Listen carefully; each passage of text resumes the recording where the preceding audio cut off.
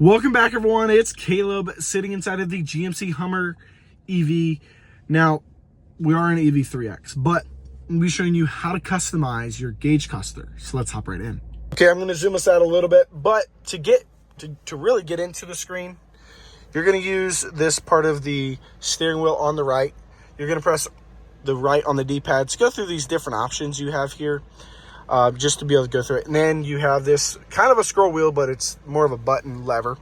You can go through tire pressure, driver assistance. Once again, tons of information you can feel free to play with. Slow down the video.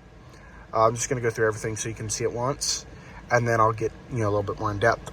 So now you're going to go left over to your display layout and push in on it, and then I'll go pull down. I'll push in just to show you. That is your clean display. And I'm going to pull it down and push, and this is sport. And this whole time we're in my mode, a different drive mode. Then we go down, push in, go off-road. It shows you a little bit more information. Then we go down one more, and digital. Off-road's actually pretty cool, not going to lie. But then digital is great too. Now, it's all dependent on what you're doing and how you're driving, that sort of thing. Now, to go through the drive modes, and I'll make a separate video actually on the drive modes. But depending on which drive mode you're in, sometimes it will change the screen.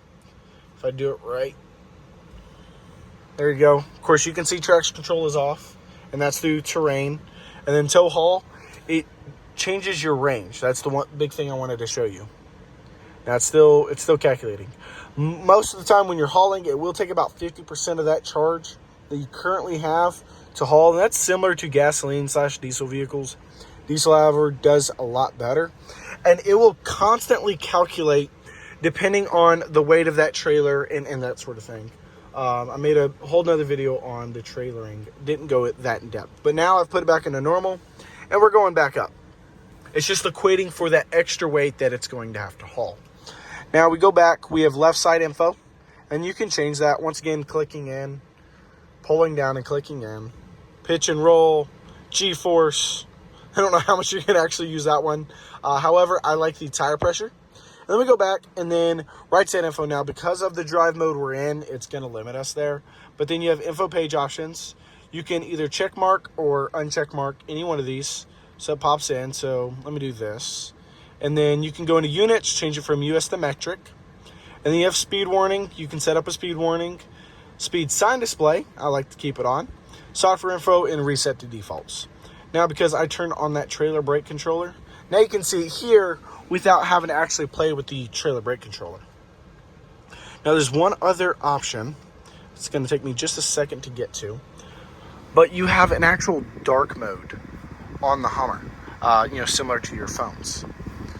Now, once again, let me see if I can find it. It might take me just a second. Let's see here. I don't play with this feature too often. Here we go. There we go. Nope. Now we can turn the display off. That's one option. But then, now of course it's in auto, but I turn it to night, and it's all going to turn dark. And there it is. You get the little sun going over, and it just goes black over here. And then let me turn it to day. It's going to take it a second, but then you can see the sun rising. And then, the sun setting over the moon right here. Just cool animations. Let me do it a little bit closer up so you can see it better. Bam. Once again, back to night. And then I'll end it. But just looks really cool. I love it. I'm going to turn it back to auto. And that's based off of this sensor right here. So once I cover this sensor and it detects that it's getting dark, it's going to go ahead and dim. Now, it's not dark enough just quite yet. Well, there it is. As I took my hand off of it. But it uses that sensor up there to determine, auto day or auto night. And then, of course, you can choose it to your liking. That's going to be how you're able to customize your gauge cluster. Once again, tons of customizations. It looks amazing. I'm actually going to change this back to dark mode just because it looks cool. But I want to say thank y'all again for watching. Hope you're having a great day. I'll see you on the next one.